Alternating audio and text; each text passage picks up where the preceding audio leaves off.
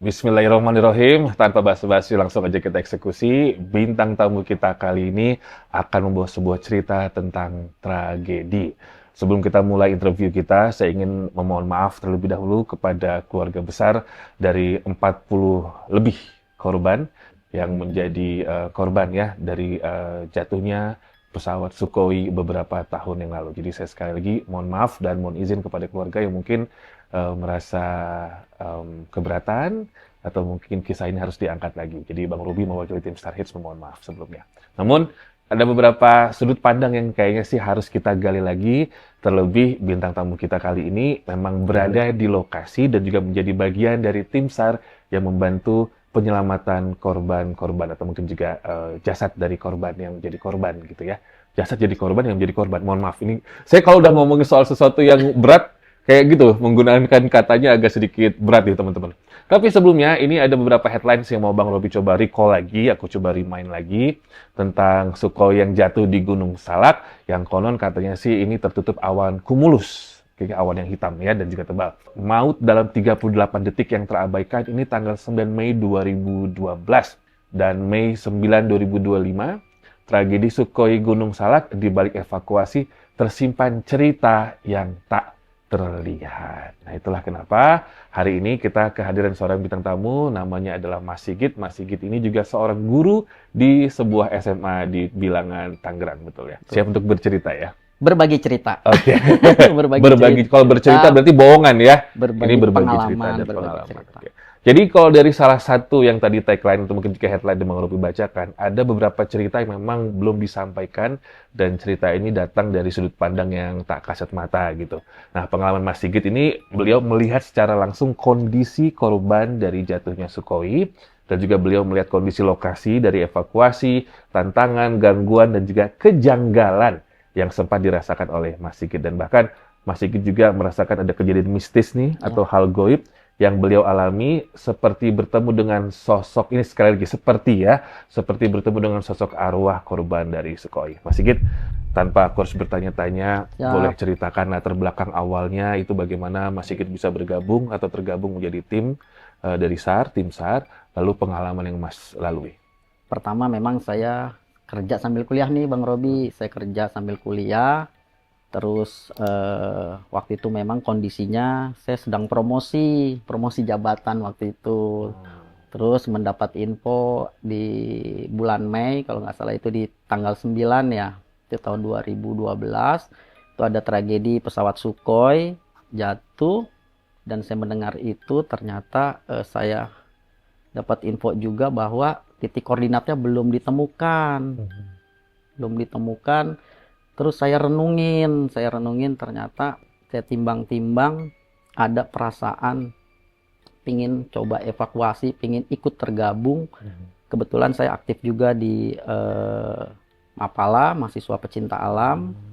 Jadi panggilan inilah yang saya coba pikir-pikir karena memang sudah beberapa waktu itu juga pas banjir, cuman kayaknya panggilannya lebih kencang banget gitu. Akhirnya saya komunikasi sama teman-teman di sekret, saya coba hubungin sama senior saya, sama teman-teman di sekret, Bang, izin Bang untuk tragedi Sukhoi kira-kira sudah ada yang berangkat belum atau bagaimana konsep pemberangkatannya, mau ikut gabung nih. Ya, alhamdulillah untuk teman-teman sih sudah standby, insya Allah besok pagi kita berangkat.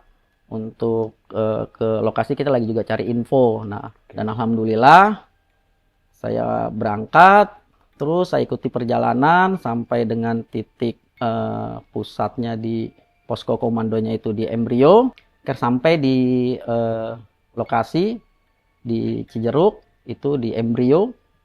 Alhamdulillah saya sampai di lokasi dengan selamat, packingan juga sudah oke, tinggal koordinasi. Nah, koordinasi sama siapa? Alhamdulillah tuh dibantu juga sama teman-teman, kita ketemu sebagian relawan itu sudah mulai ada yang berkumpul di hari kedua itu ya setelah pasca kejadian. Lanjut kita koordinasi ke posko utama. Nah, itu kita mendaftarkan diri siapa saja yang bisa tergabung dan itu juga kita dicek dulu untuk kondisi kesiapannya fisik, mental segala macam. Dan kemudian daftar nama saya masuk ke situ untuk bisa mengikuti kegiatan evakuasi.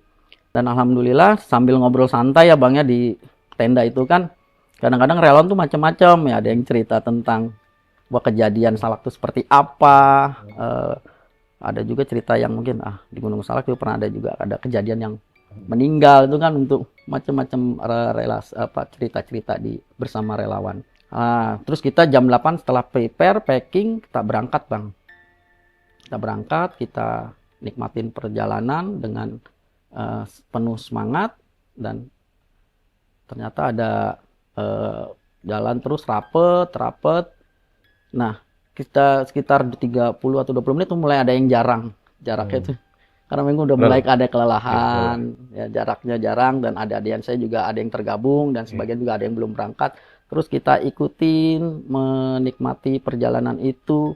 Memang medannya juga kan kita setelah data yang kita peroleh kan hutan di Gunung Salak itu kan cukup lebat ya, cukup padat. Terus kondisi tanah dan bebatuan, akar-akar yang ada juga kita harus pelan-pelan merayap, menyusuri jalur tersebut.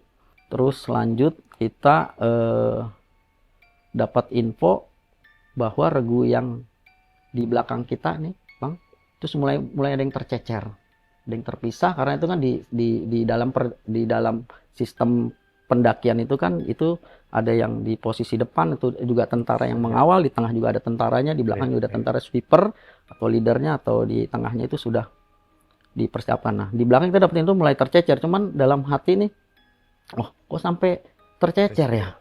Bagaimana nih kondisinya? Apa mungkin juga ada teman-teman saya yang di secret atau bagaimana ini? Kayak ikutin aja arahan sesuai dengan SOP yang ada yang sudah diberikan kan Bang. Karena ada komando, arahan dari SRU-nya seperti apa, unit-unit yang sudah ditetapkan.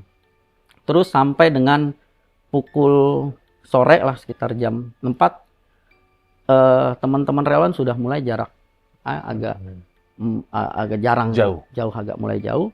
Tapi nanti kita melewati jalur pendakian kan puncak 4, 3 tuh kita sampai di situ menjelang puncak 3 di sore itu, yang kok kita belum nyampe nih sampai dengan titik koordinat. Akhirnya komandan atau ketua regu itu yang dikomandoi sama tentara itu memutuskan kita break operasi kita selesai sampai sore saja. Kita tidak ada pendakian jalur malam. Terus kita koordinasi sama komandan. Dan kira-kira kita berangkat jam berapa? Kita berangkat jam 8. Oke. Paling telat jam 8. Kalau udah rapi semua setengah 8 kita jalan. Oke. Sebelum Mas cerita, mohon maaf aku potong. Titik koordinat, kalau misalkan kita pakai MDPL, itu berapa ya? Kalau nggak salah itu 3.200 ya? 3.000 berapa sih Salak itu? 2000-an. 2000-an ya? Belum nyampe 3.000? Belum sampai. 2.200? Kalau titiknya sendiri sampai ke berapa MDPL? Kalau ingat? Kalau seingat saya, di puncak Salak 1 ya itu ya. Puncak Salak 1 itu masih 1.500-an ya? Kurang lebih 1.800-an. 1.800. Seharusnya kalau terbiasa naik gunung, 1.800 itu hal yang mudah. Kalau plottingan saya itu perjalanan 5-6 jam sih, Iya Bang. kan? Nah ini agak aneh dong, regu 2 kok kelelahan semua. Karena menurutmu bagaimana? Kalau menurut saya memang medan kondisi fisik awalnya fit, terus ditemu medan yang rapet, terus kita juga nemuin jalur yang padat merayap sama sesama relawan. Iya. Terus itu ada kejanggalan mungkin sih Bang. Iya. Kalau misalkan sampai lebih dari 5 jam. Itu dia. Sampai keluar jalur, tergantung. Itu dia. Ya kondisi fisik sih sebetulnya. Ya. Lanjutkan perjalanan setapak demi setapak. Terus masuklah ke area puncak 2 sekitar jam siangan sampai puncak 2 itu mau menjelang. Itu masuk ke lembahan dulu tuh Bang, saya masih ingat. Dan ada beberapa relawan juga ketemu di depan saya. Info sudah ditemukan, sudah ada beberapa relawan yang melanjutkan. Saya lanjut bareng sama tentara, lanjut melakukan perjalanan sekitar sampai jam 1 atau jam 2-an kita sudah sampai di lokasi puncak 1, Bang. Itu areanya pertama tertutup langsung terbuka. Dan saya melihat lokasi kejadiannya luar biasa, Bang. Walaupun camp-camp sudah ada, teman-teman relawan juga sudah mulai ada yang lelah, ada yang merenung, ada yang mungkin masih terus dia karena evakuasi di hari ketiga itu kan, karena hitungan hari keduanya kita bermalam di jalur, hari ketiga itu sudah mulai teman-teman juga ada sebagian yang sudah mengevakuasi, dan kita kira menunggu informasi nanti tim yang baru datang akan ditempatkan di posisi-posisi mana, apakah nanti posisinya itu ada di bagian penarikan seperti ascending, penarik jenazah, atau ada yang nanti nyari serpihan material pesawatnya, ada yang memverifikasi validasi mayitnya atau jenazahnya. Tunggu sampai sekitar jam 2:30 akhirnya kita dapat info untuk pembagian tugas dan kira-kira nanti posisinya di mana. Saya waktu itu kebagian dapat posisi untuk narik jenazah. Pakai tambang tuh bang, tambang. Dan akhirnya kita briefing, terus penempatan posisi, terus saya mulai pelan-pelan mendekat lokasi saat pesawat Sukhoi nabrak tebing itu yang luar biasa, miring banget bang. Tuh terbuka, di situ ada makam bang. Ada makam saya juga. Wah, makin saya coba nggak berusaha. Makam atau pemakaman masih gitu? Makam. Satu makam? Ada kurang lebih dari satu. Lebih dari satu makam? Iya, ada makam.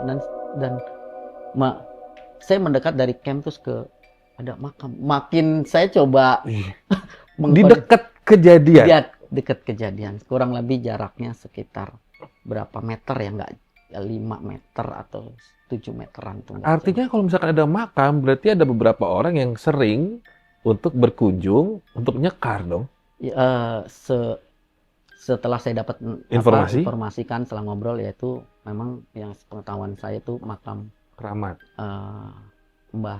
Makam Salak lah, Mbah Salak itu yang memang pernah berbuat dan itu suka dikunjungin. Cuman dalam hati saya berpikir, ini kejadian dekat makam. Mau mulai pikiran tuh mulai A, B, C, D ke kanan ke kiri tuh bang. Cuman ya udahlah, saya fokus dengan niat saya karena kan awal saya berangkat saya mau bantu, karena kan bagaimana dengan keluarga korban sih, motivasi yang saya lihat di televisi waktu itu. Udah niat baik aja lah ngalir. Terus saya situasi seperti itu saya mulai, oh ya Allah, ini begitu miring. Mulai kan saya lihat ada beberapa kantung jenazah yang sudah dievakuasi sebelumnya sama relawannya sebelum saya ambil posisi. Saya mendekat, lewatin makam, terus saya mendekat, ada 3 kantung jenazah atau 4 itu sedang diverifikasi, divalidasi yang kan itu bang tercecer bang. Tercecer. Materialnya di mana? Tidak ada yang utuh. Dan itu juga belum bisa diangkut bang karena cuaca. Iya. Itu memang lagi musim hujan nih masih. Musim hujan tuh. Cuaca kan sedang buruk, nunggu informasi selanjutnya. Saya mendekat. Ada salah satu kantung jenazah itu kan terbuka ya bang, dibuka dan terbuka itu ada, saya bilang kok nyium bau atau wangi gimana bau, tapi ada wangi juga bang. Saya coba untuk netes karena kan nanti saya nunggu relawan untuk naik untuk menunggu giliran ya, saya menunggukan. Ya Allah, saya bilang ini luar biasa kejadiannya ini.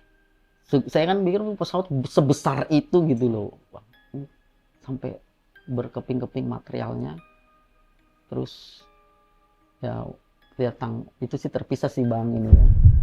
Ada salah satu kantung jenazah itu ada, saya ingat betul, pakai baju biru, putih.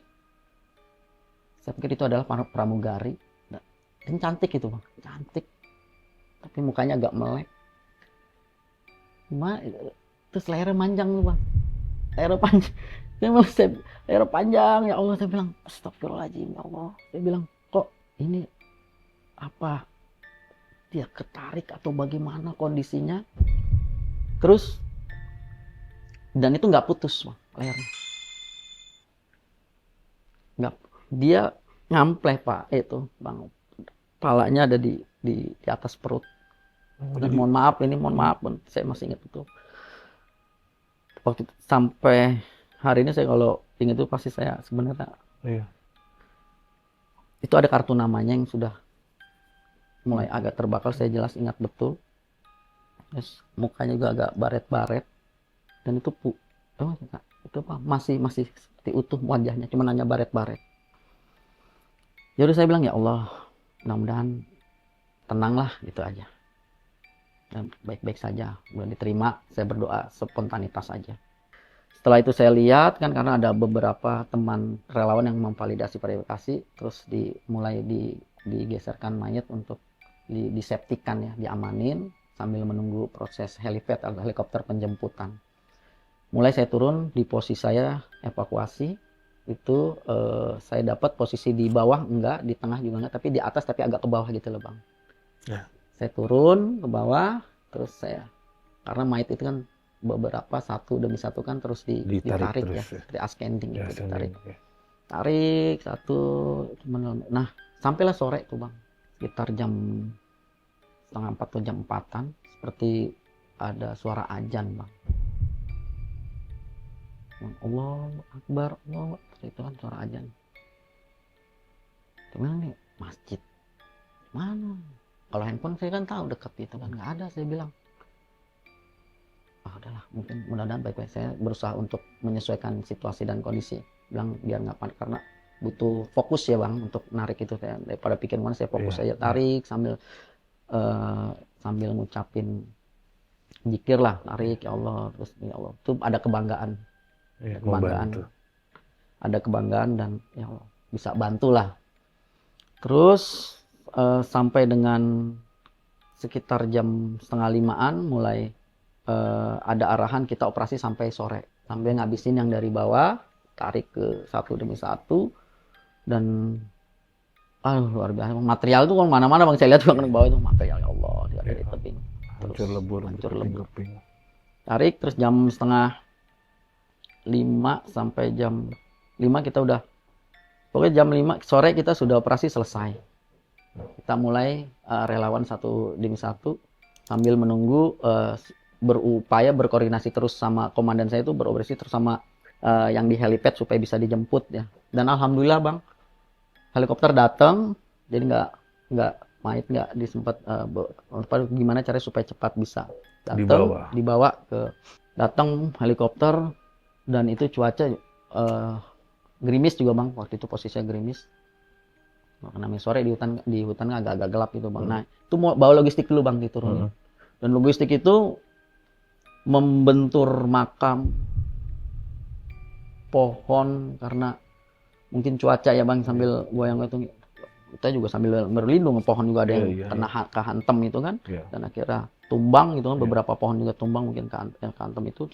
Makam juga kena itu, goyang kenceng. Selesai dapat logistik, terus ada relawan yang khusus memang bagian logistik untuk menangani itu ya. Luar biasa cuaca saat itu. Nah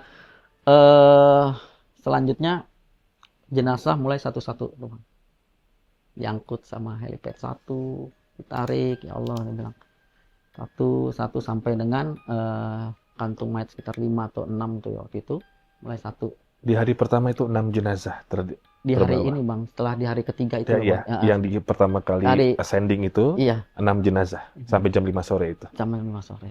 Oke.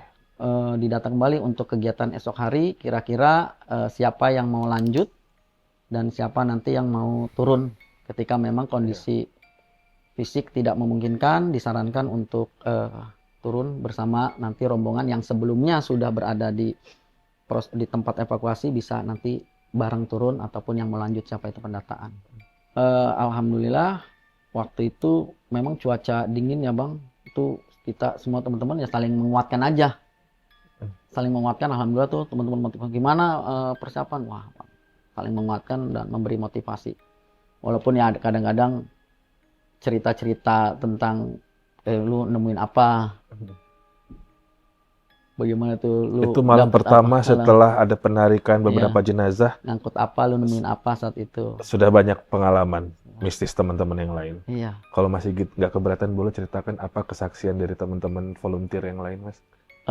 Waktu itu kan volunteer yang lain atau relawan juga bercerita, gue waktu itu nemuin memang karena jenazah terpisah ya, itu seperti ada bunyi krek krek krek gitu loh.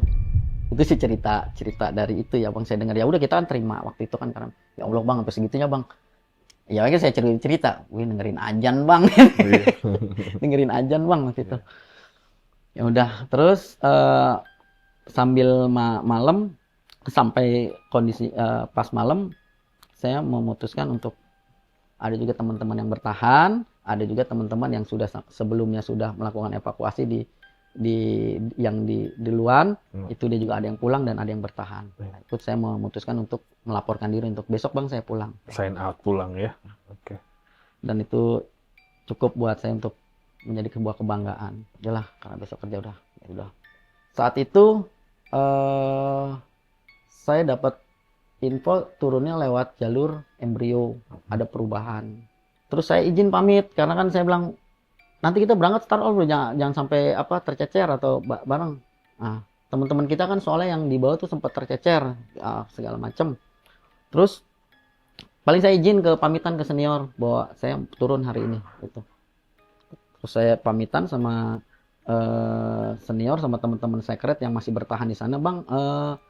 Lu lanjut berapa hari ke depan? 5 sampai 7 hari mungkin di sini sampai kita kuat lah sampai selesai. Syukur-syukur kita bisa sampai selesai operasi. Oke bang, mohon maaf bang, saya balik duluan. Nggak bisa lanjutin, paling sekitar nggak lama tuh teman-teman sudah mulai turun tuh bang. Saya ingat betul itu mulai turun. Saya bilang setelah pamitan paling sekitar 5 menit lah atau 3 menit itu kan pasti inilah kekejar lah gitu. Harusnya kekejar bang. Pamitan terus turun. Jalur yang saya lintasin di awal itu kan lewat situ ya bang ya. Karena kita lewat jalur embrio. Saya turun ke bawah terus, saya ikutin terus sampai terus ke bawah. Nah ternyata saya turun tuh sekitar 2 sampai 2 jaman lebih bang. Dari jam 9:30 itu sampai siang. Sekitar jam 12 atau setengah 1 lah, saya lupa itu. Selanjutnya saya sadar, dan posisinya ini kalau saya berhitung bang, kalau misalkan saya naik ini bisa sekitar 4 jam. Iya. Atau bisa sampai kalau kita ini bisa sampai 5 jam, bisa ketemu malam nih di jalur. Atau bagaimana nih? Dan saat itu saya sadar bahwa ini adalah sasar. Ini udah, wah ini nyasar udah. Saya liatin nomor anggota saya. Wah, si Kopi nyasar nih walaupun, insya Allah. Dan saya memutuskan waktu itu saya turun. Saya ormet dulu bang. Saya ormet, saya lihat medan, walaupun tertutup, saya lihat nanti mungkin 20-30 menit teman-teman kekejar lah. Saya turun tuh bang, saya memutuskan untuk turun. Turun sekitar 20-30 menit, nggak ketemu teman-teman. Semakin menguat bahwa ini udah fix, ini nyasar. Udah jelas. Dan saya ormet kembali. Jalur sudah mulai tertutup bang. Tertutup. Dan itu kabut juga udah mulai turun. Saya terus turun. Kan mainnya sampai kanan kiri itu banyak dedaunan kering karena rapat bang. Saya tahu ini bukan jalur semestinya yang saya awal. Yang saya lewatin di awal itu kan naik, lewatin Molopo, nggak lewatin puncak. Dua nggak lewatin puncak satu, juga. Dia gitu nggak ada. Lewatin. Karena saya terus turun bang. Saya terus turun satu titik temu. Karena saya biasanya punya keyakinan surat Al-Insyirah. Setiap kesulitan pasti ada kemudahan. Posisi sekitar jam 2:30-an. Itu cuaca mulai hujan, terus medan tertutup. Dan semakin gelap, hujan kan kabut turun, terus saya ngambil air bang karena persiapan buat kalau misalkan sewaktu itu saya sampai malam di jalur. Dan sambil saya nyari apa yang bisa saya makan, saya kumpulin. Nah ada satu pohon yang bilang gitu sih bang, saya bilang kayak deket gitu, pohon tuh datang, udah turun aja, nggak apa-apa. Apa nih bilang? Saya percaya mas itu. Saya percaya itu. Pernah terjadi juga soal lanjut kan? Udah turun aja. Iya. Saya pede. Ini niat. Kalau emang niat baik, insyaallah, saya bilang. Terus setiap 30 menit kan saya ormet bang, saya sempat naik pohon sedikit, agak punggungan sedikit. Saya coba ada batu yang agak menjorok di tengah. Itu jalur kan tertutup. Saya coba cari lahan terbuka, saya naik sedikit pohon. Kan saya biasa bawa tali webbing ya. Saya coba prusiking sedikit, cuman memang Medan masih tertutup bang, nggak kebuka. Iya. Buat saya paling ngandelin navigasi alam ya. Udahlah, saya format selesai. Nah, 30 menit terus turun, itu nggak nemuin tuh bang. Nanjak yang biasanya jalur-jalur nggak nemuin sama sekali. Aduh.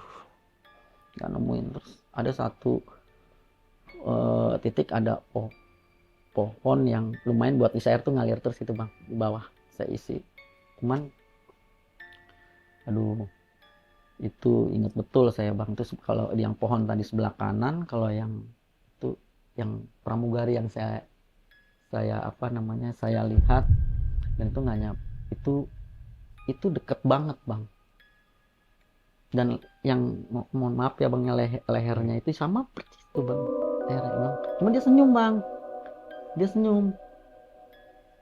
Cuman pikiran saya kan entah ini bener nggak sih gitu kan, yang halusinasi. Cuman itu apa? Jelas. Tuh mulai tuh di sore hari tuh bang tuh. Sosok-sosok itu nggak hanya itu. Dia ngikutin bang. Dia ngikutin aja. Karena saya kan, wah ini jangan ntar malam sampai malam nggak ya? Tuh, tapi insya Allah lah. Dah, kalau saya fokus ke situ kan saya nggak fokus sama jalur nanti bang. Terus saya fokus terus mulai ngikutin.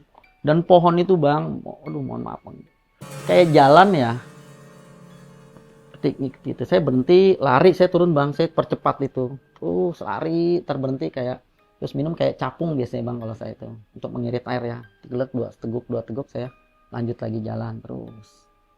Nah satu ketika waktu itu sekitar jam 4:30 sore, masuk jam 5-an tuh bang, saya tembus tuh bang di Padang Ilalang. Saya bilang ya Allah ini benar nggak ini itu? Masya Allah saya bilang. Kayak Surya Kencana lah. Dan itu ilalang semua bang. Oke. Tinggi paha tuh, saya tembus, saya langsung duduk. Dan secara terrain, apakah akan ada seperti itu kalau di Gunung Salak? Nggak mungkin dong. Saya nggak nemuin bang. Nggak akan kan, karena saya nggak nemuin waktu pas sebelum perjalanan, saya nggak nemuin Padang Ilalang. Oh my god. Nemuin Padang Ilalang dan saya apa tadi saya lewat hutan belantara itu ya. Itu kan saya biasanya kalau naik gunung kan bawa jeruk tuh bang. Iya, iya. Saya mulai habisin tuh 2, saya mulai makan saya. Terus air juga sisa segini bang, sisa segini. Saya mulai sisain lah sedikit, yang penting basah tenggorokan kan. Terus posisi sore, terus mulai di tengah itu pandangan selain Ilalang tuh ada hutan tapi nggak terlalu lebat bang. Atau pandangan saya berharap kan ada desa ya bang, ya, yang bisa ada kehidupan bisa terbang. Cuman saya bilang kok nggak ada, cuman nggak apa-apa lah. Saya terus jalan, masuk lagi ke hutan, cuman nggak terlalu padat bang, nggak terlalu padat. Saya masuk, tuh ada pos seperti pos tentara Kopassus gitu bang. Saya ragu mau masuk, cuma ada yang jaga nggak? Itu nggak ada yang jaga. Tapi tetap itu ada botol minumnya, cuman nggak ada orang sama sekali. Saya berharap ada gitu, mau minta air gitu tujuannya. Tapi nggak, saya mendekat, itu ada jembatan di bawah, dan agak ada mobil salah satu stasiun TV, itu ada 2 orang atau siapa, saya ragu juga. Nah itu benar nggak ya? Saya bilang, ini benar nggak ya? Cuman nggak salah lah, saya panggil lah, bang tolong bang mau ke embrio ya. Saya ambil lari tuh bang, nggak jadi minum, saya lari, saya kejar itu sekitar jaraknya, saya pikir dekat, pemain teriak aja, bang tolong ya, bang mau ke embrio tolong bang. Dia jawab, nengok, dia bilang iya saya mau ke embrio bang, saya bareng nanti ya. Cuman dia langsung nanya-nanya gitu, wawancara, pak ini kondisinya gimana saat bapak ikut evakuasi ya segala macam. Saya nggak jawab sama sekali. Saya nggak jawab. Saya masih ada keraguan, benar nggak? Cuma saya bilang, ntar bang saya akan jawab. Saya cuma mau bilang, mau minta air minum, sama minta rokoknya. Dikasih tuh bang. Kasih. Terus dia juga nggak nanya, bang kau turun sendiri atau enggak dia. Ya udah saya duduk di belakang, dia nanya-nanya gitu di dalam mobil. Mobil van, oke. Nah, saya nggak tahu, saya duduk di belakang, dia duduk di depan berdua. Bang, itu proses evakuasi. Saya jawab normatif, ya proses evakuasi berjalan lancar. Cuaca memang agak sedikit buruk, jenazah juga sebagian sudah mulai diangkut, sekitar 5 sampai berapa jenazah. Saya jawab itu aja. Terus saya sambil kacanya dibuka, saya ngerokok, dan dia juga ngerokok juga. Terus kok ini perjalanan nggak nyampe-nyampe juga dong, panjang. Saya pertegas lagi, bang kita mau ke embrio ya? Iya, kita nanti mau ke embrio, nanti bapak saya mas saya antar. Terus masuk tuh, tembus ke desa bang, tembus ke desa, nggak terlalu ramai, sekitar saya nggak tahu tuh jam berapa, malam. Sudah malam aja, tahu sudah malam aja, nggak nyampe. Terus saya istirahat lah, fokus. Nah kalau memang ini, ya Allah, kalau memang ini saya sampai embrio atau ini orang jahat atau apa, saya nggak ngerti.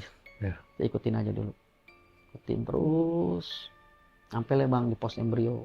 Terus sekitar malam bang, jam 9-an atau jam setengah 10-an itu. Wah, dari sore jam setengah 6, 3 jam, apa saya ada di gunung sebelah atau saya lagi di mana itu? Posisi malam. Terus saya, bang makasih ya, udah saya makasih. Itu kan nggak jauh beda tuh bang, tempatnya nggak jauh tuh ya, dari parkiran sama teman-teman camp yang dari situ ada pos-pos sama tempat posko utama. Saya bilang, bang makasih ya. Saya samperin situ, nggak lama itu mobil itu udah nggak ada tuh. Itu nggak ada bang. Saya fokus laporan, saya nggak mau pikirin, yang penting saya udah nyampe ke teman-teman waktu itu. Bang saya bilang, assalamualaikum, ya kan, salam. Woi udah balik, bukan lewat jalur Cimati. Kamu sama siapa? Lewat embrio. Sama siapa? Ya yang penting nyampe lah, alhamdulillah. Saya kan takut ganggu psikis teman-teman yang mau besok operasi, takut nyampe karena ada relawannya. Saya bilang, oh benar udah, ini sama siapa? Adalah bareng relawan lain. Pokoknya aman, siap. Udah lapor dong, sono ke dalam posko. Saya lapor bang, dalam. Bilang, izin dan, saya bilang, atas nama pribadi saya sudah selesai mengikuti kegiatan operasi selama dari tanggal sekian sampai tanggal sekian. Sudah sampai di posko embrio. Dia cuma bilang begini, mas sendiri? Iya sendiri. Dia cuma manggut-manggut. Iya saya sendiri. Oh manggut-manggut. Terus nih saya dikasih coklat, 2 batang coklat. Ini buat mas. Kopi, teh ada di belakang, ambil aja. Saya pasti nih orang yang tadi kemana, yang nganterin itu udah nggak ada tuh, nggak ada. Terus saya balik ke posko, ada adian saya yang standby di situ sama teman-teman relawan dari Banten, ada yang dari Bogor juga ada. Dia cerita-cerita buat persiapan, berbagi cerita. Saya ya medannya cukup sulit, terus di situ licin jalurnya, saya bilang, terus banyak akar, banyak batu yang harus kita waspadai karena beberapa relawan kan sudah ada yang kembali karena kelelahan, karena jalur yang cukup panjang dan sulit gitu ya. Dia dapat data. Terus nggak tahu hati saya tuh pengen pulang malam itu. Jam 11 saya paksa pulang. Saya pulang aja lah. Saya pulang. Saya izin sama teman-teman, bang lu balik bang, sambil setelah dibikinin makan malam sama adik-adian saya, makan. Saya putuskan untuk pulang jam 11. Pulang, sepanjang perjalanan di motor, wah benar, deal, saya kesasar. Dan itu entah yang saat ngomong, yang ngikutin pramugari dan bisikan, dah turun aja ke bawah, dah fix, itu pasti dah saya nggak lewatin beberapa jalur utama yang harusnya melewati beberapa puncak, itu fix. Saya turun ke bawah tanpa ada pendakian sedikit pun, tidak ada. Turun ke bawah. Ya, saya lewat jalur lewat jalur itu Atang Sanjaya. Sempetin makan nasi goreng sekitar jam 2 malam. Karena saya jalan dulu pelan-pelan tuh bang, jam 2 sampai saya subuh ke rumah. Terus saya ketemu sama orang rumah yang orang tua atau mbah saya juga ada. Jadi evakuasi kemarin. Jadi gimana, aman lancar? Saya aman lancar. Gimana ininya segala macam, saya cerita sesederhana. Udah selesai, udah makan sana, sarapan nasi uduk, dia bilang gitu kan. Udah selesai, saya makan segala macam. Lama saya berangkat kerja. Terus Saya lupa belum ngabarin sekret waktu itu. Nggak taunya yang di sekret panik juga. Belum dapat tembusan. Sebagian memang yang di lapangan sudah dapat, tapi di sekret belum dapat tembusan. Saya telepon, bang izin bang, saya udah. Oh, lu sampai Tangerang, kenapa nggak ngomong? Yang lain udah pada panik gitu. Ah, bukannya sebagian saya lapor bang. Ya, emang kenapa? Pulang sama siapa waktu pas di jalur? Ya ntar bang, saya cerita deh. Saya bilang begitu. Ntar saya cerita pas saat proses. Oh ya udah, ntar tunggu di sekret ya bang, cerita. Udah selesai, ya, alhamdulillah saya pengalaman yang berharga ya bang buat saya untuk mengikuti kegiatan evakuasi Sukhoi di Gunung Salak sampai hari ini. Saya ingat betul dulu sosok pramugari itu nemenin saya di dalam perjalanan, dan pohon-pohon itu seperti ngomong waktu itu malah sampai beberapa bulan bang ya, jujur saya kalau ngelihat ya tetangga meninggal tuh saya pasti mau muncul gitu. Cuman saya alhamdulillah saya sih nggak trauma ya bang. Saya baru ini nggak minum seteguk pun atau satu isap gila ngebayangin ceritanya Mas Sigit. Ya gitu. Bagian pohon tadi berbicara saya percaya itu. Oh gitu bang. Saya pernah maghrib pohon berbicara. Makanya ketika kamu bercerita saya nggak bilang itu bohong. Itu benar, beberapa kali mereka bisa bicara, saya nyampaikan. Saat itu abang mendengar itu dan ambil keputusan dari suara itu. Benar. Antara kiri atau kanan. Ya. Pernah saya kayak gitu. Cuman aku mau bertanya Mas Sigit. Mas Sigit kan ikutan rombongan jam 9:30 pagi turun bersama. Ketika sudah diantarkan oleh mobil sampai ke let's say poskonya, ketemu nggak sama rombongan yang berangkat barengan sebelum Mas Sigit terpisah? Enggak. Nggak ketemu satu pun? Enggak. Kan pulang duluan tuh. Beberapa orang. Pas sampai ke posko nggak ketemu satu pun? Tapi mereka laporan mereka sudah. Atau nggak ada sebenarnya orang-orang ini? Dia, teman-teman sih masuk lewat jalur Cimelati, Bang. Cuman sebagian juga sudah ada yang lapor, ada yang belum. Jadi, tapi saya nggak nemuin sama sekali. Nggak nemu satu pun? Nggak satu pun. Kalau dilihat secara logis ya, berapa jam perbedaan antara Mas Sigit dengan teman-teman seharusnya? Untuk nyampe-nya, kalau misalkan Mas Sigit nggak kesasar? Harusnya sore sudah nyampe ya. Kalau dia trek turun lewat jalur Cimelati, dia sudah bisa nyampe sore. Kalau misalkan Mas Sigit boleh ingat lagi, apa yang membuat Mas Sigit terpisah dari mereka? Bengongkah? Atau tiba-tiba Mas Sigit melihat sesuatu kah? Mas Sigit ikutin atau apa? Kalau diingat-ingat lagi. Saya tahu sulit mengingat, tapi kalau diingat lagi apa kira-kira? Saya nggak tahu tuh feel saya. Saya lewat jalur situ aja pinginnya. Dikelilingi kabut kah? Iya pasti bang, kabut itu pasti jam ada saat itu. Jam itu ada kabut. Tapi saya lihat ada rombongan yang lewat jalur situ yang tim saya. Terlihatnya begitu? Ya lihat, karena kan deket camp sama jalur, terus bang izin bentar, nggak lama, udah ntar gue tungguin situ, dia jalan pelan-pelan, pamit bang, ngobrol, bang gue izin balik ya, aman kan, logistik aman, segala macam aman semua, udah bang, mohon maaf gue nggak bisa lanjut sampai operasi selesai, nggak lama bang, nggak lama. Karena camp, jalur, terus dia turun. Gak kebayang kalau nggak ketemu mobil goib tadi. Gak ngerti bang, saya itu juga. Nggak, kamu kalau bermalam di situ selesai sih mas. Nggak tahu bang, saya nggak tahu tuh bang. Terus prinsip al-insyirah sama kalau memang ya Allah, tolong kembalikan jalurnya kalau memang niat baik. Karena saya kan lihat, udah fix nyasar ini. Ya. Fix nyasar. Tragedi ini menelan 48 korban jiwa ya, Ute, kalau nggak salah ya. Tidak hanya dari Indonesia, tapi juga ada yang dari Perancis, dari Inggris, dan juga dari Amerika ya. Sekitar hampir 50 korban jiwa ya. Ada yang memang profesinya adalah teman-teman awak media, pilotnya sendiri, dan juga kru dari pesawat, dan juga beberapa calon investors atau calon pembeli ya. Dan akibat dari tragedi ini memang akhirnya dihentikan atau tidak jadi yang namanya ada pembelian dan penjualan pesawat Sukhoi. Terlepas dari segala saya bisa bilang rumor penyebab dari kecelakaan ini, apakah ada hubungan dengan dunia mistis, dunia goib, atau memang ada masalah dari human error atau mungkin mesinnya. Tapi kalau dari podcast barengan sama Mas Sigit kali ini, saya bisa melihat seprofesional dan seberpengalaman apapun kita menaiki gunung, berapa puncak gunung yang sudah kita lewati, tetap saja Mas Sigit mungkin percaya atau mungkin setuju bahwa adab kita itu tetap nomor satu. Siap. Menghormati Mm-mm. alam itu tetap nomor Alam. satu. Betul. Sebaik-baiknya Mas Sigit dengan segala nawaitunya pun masih bisa dibuat sasar. Ya. Apalagi kalau misalkan kita niatnya tidak baik di Siap, alam. betul banget Bang Betul, Robi, ya. betul banget. Saya kalau naik gunung Mas Sigit, Mm-mm. percaya nggak percaya, saya darahnya saat gini.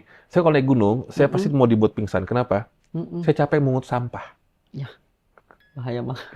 Jalan dikit, nunduk, mungut, nunduk, mungut, nunduk, mungut gitu. Capek teman-teman. Jadi mohon tolong dihargai, dihormati ya.